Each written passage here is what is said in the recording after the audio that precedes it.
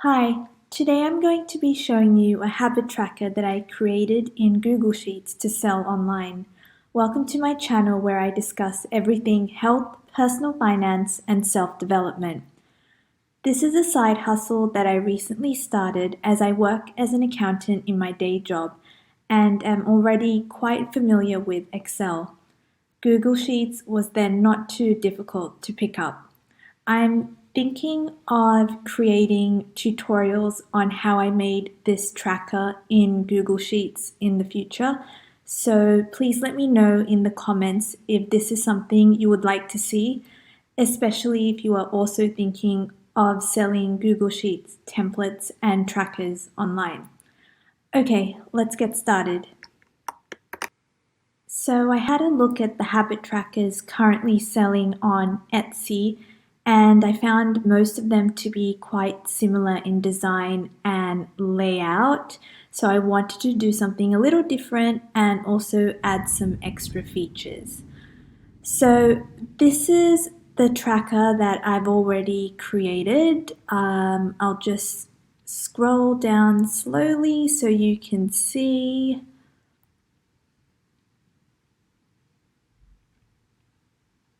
And then scroll back up again. As you can see, I've made it in one tab that can be copied over every month. I thought this would be easier for the customer to just open and use without constantly going through different tabs for each month. I've included a formula here so that the days and months will automatically update when I change the date up here. So if you look at this, you can see the formula here.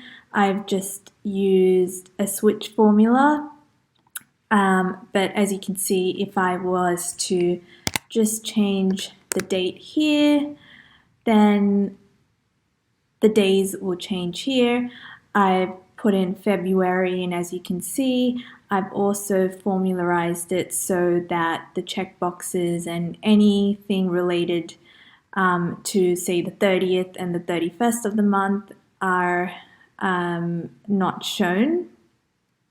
Along this side, the customer can enter their daily habits. I've included space for up to 30 habits. I'll just zoom in a bit so you can see. So this is the daily habits column. In this column, I've included drop-down menus for the customer to choose the weighting they have assigned to each habit. I've included options from 0% to 100% at 5% increments. I thought this would be an interesting feature to add because I don't view all of my habits as equally important. In this column, I've included a drop-down menu that will allow the customer to select whether the habit is an AM, PM, or an all-day habit.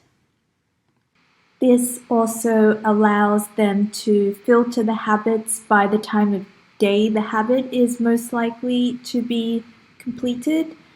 Moving on to the next column, I've included a drop-down menu for the average time spent on each habit. I find this to be important to track because, in my view, I like to be as efficient as possible, and I'd like to identify areas in my life where I can possibly be more efficient or have the opportunity to habit stack and save time. Moving on to the body of the tracker, the customer will just go along and check off these boxes as they complete their habits. There are two columns here, one for the longest streak and one for the most current streak. I thought this would be just a fun feature to add, as a streak count always keeps me motivated to continue my habits.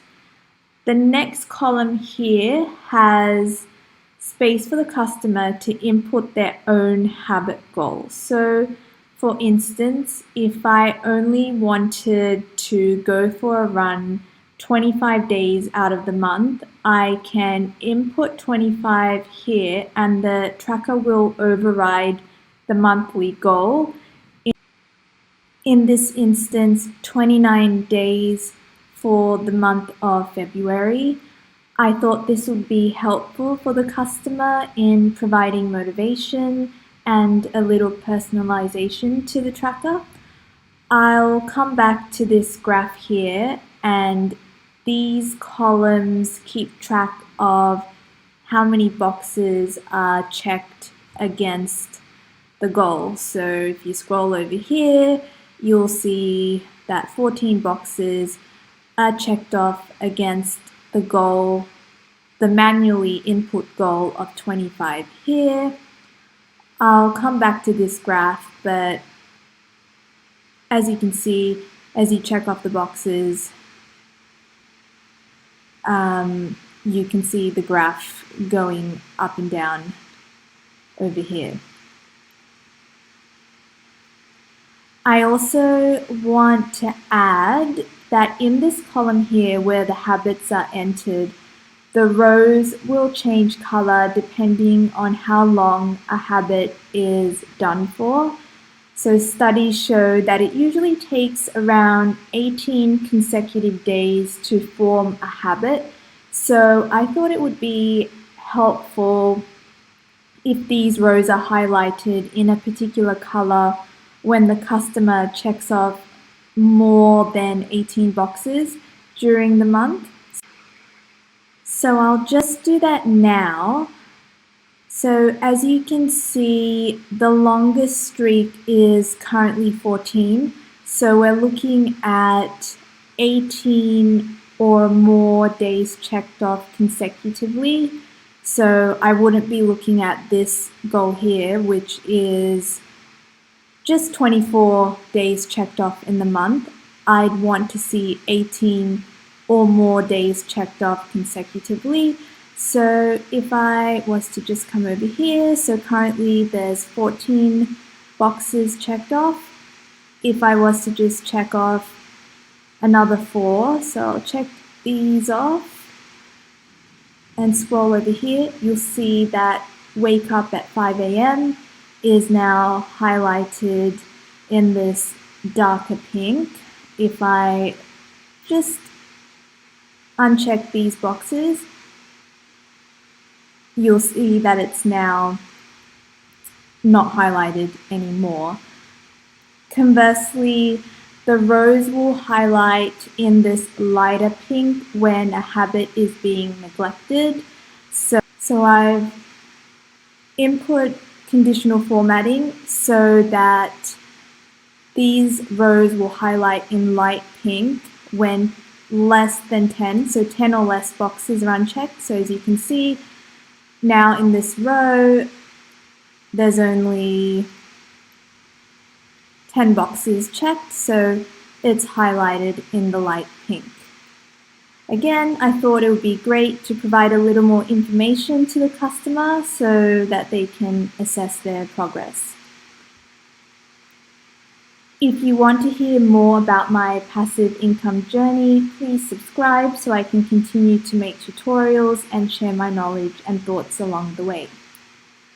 Okay, moving further down, as you can see here, there's a little dashboard with these 5 boxes listing top 5 habits and bottom 5 habits. I'll just scroll in so you can see that in more detail.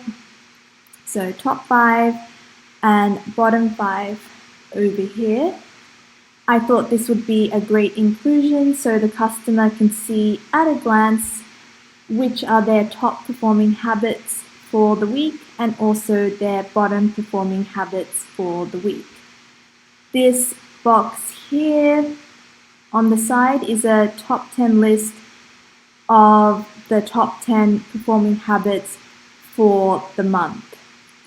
I used a combination of the filter sort function to retrieve these lists, but there was a little tweaking of the formulas involved so that the lists automate correctly depending on whether there are 29, 28, 30, or 31 days in the month. Or a row in this section does not have a habit listed. There is also a column here for the percentage figure showing how consistent the customer is in performing the habit during the month. For instance, they had a 63% completion rate for learning something new, so they would have had to have had consistently performed that habit during the month, and I thought it would be neat to include that information. I'll move on to the graphs next. So this line graph up here is just to visually show the daily progress as the checkboxes are ticked for each habit, as I showed you earlier. I like that it provides instant feedback to the customer on their progress in such a visually appealing way. The next graph over here is a donut pie chart, which just shows the number of check boxes ticked, so habits performed daily against the total goal that was input by the customer, whether that is their own personal goal for each habit or the default goal, which would be the days of the month. The bar charts down here show how many habits are being completed daily against, again, a goal that is manually input by the customer or the default goal. In this case, the default goal would be the total number of habits the customer has input in this section here. The next graph down here is a scatter chart. Just scroll over. So the scatter chart has the priority of each habit based on the weighting input up here, plotted against the completion rate of each habit, which is in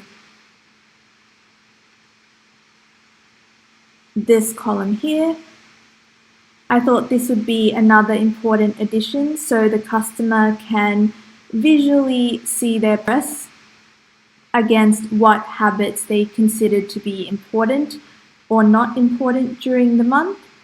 They can then assess at month end to check whether their priority listing is accurate. I also thought it would be interesting to see which habits cluster together. Maybe there is a correlation between those habits, and it would be interesting for the customer to be aware of these potential relationships. The chart itself also looks quite nice. This section here is just room for the customer to include an affirmation if they choose, or they could just use it for notes or goals. This section down here is for the customer to enter their weekly habits. There's another donut pie chart here that will update based on the checkboxes that are ticked off, along with some bar charts over here that will show the weekly progress. All bar charts in this tracker will show the progress bar in one color if below 100% and another color if 100% or above. So I'll just show you here. If this is 100%, it will turn into this darker pink. This is just another way for the customer to visually, at a glance, be updated on their progress during the month or the week. I opted to set this up as a drop-down menu showing the weekly pie charts instead of showing them separately because I thought it would be more visually appealing and also save space on the sheet. This next section is similar to the above, except we are now tracking monthly habits. This last section is just for the customer to input their monthly habits completed against the monthly goal with a percentage calculation in this row. I thought it would be nice for the customer to see at a glance how they are progressing compared to the last month or prior months. The customer will simply input the values from this pie graph up here after they roll over the month. At the end of the year, when they're completing their December tracker, for instance, they can go back and see their progress over the last 12 months. And finally, there are two last lists here, a monthly priority list and a time spent list. These will auto-populate depending on the weightings input in this column and the average time input in this column. So this list is just the top 10 priority list for the month, depending on weighting, and this is the top 10 time spent on each habit. Okay, so that's it for today. Thank you for listening, and I hope this has been helpful.